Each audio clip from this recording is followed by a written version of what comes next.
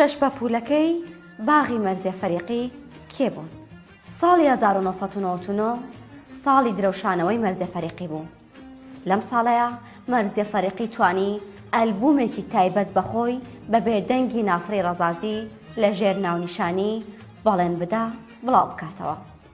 یەکێک لە گۆرانیەکانی ئەم ئەلبومە بە تەواوەتی کەوتە سەرزاری کوردانی باشوور و ڕۆژهەڵات.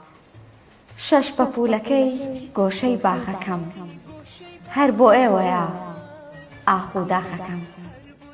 ئەم گۆرانیە بۆ ئایکۆنی ناساندنی مەرزیە فەریقی. بە جۆرێک ئەم هونەرمەندە لە زۆربەی کۆنسێرتەکان و ئاهەنگەکانی داوای لە یەکرا کە ئەم گۆرانیە بڵێت.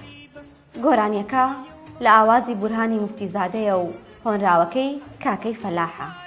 چیرۆکی نووسینی هۆنراوەکە ئاگەڕێتەوە بۆ ساڵانی 1950کان.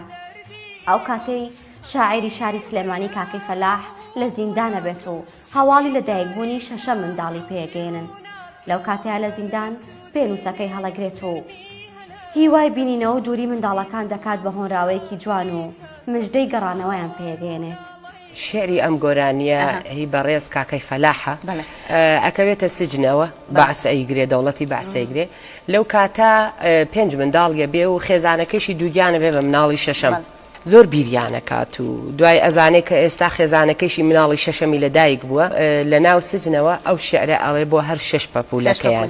کاکەی فەلاح 6 مناڵەکەی وەک پەپوولا بینێت و بۆ دووری و ئازارەکانیان ئەڵێت پەپوولەکانم هەر خۆمەزانم چەند بەناسۆرن برینەکانم.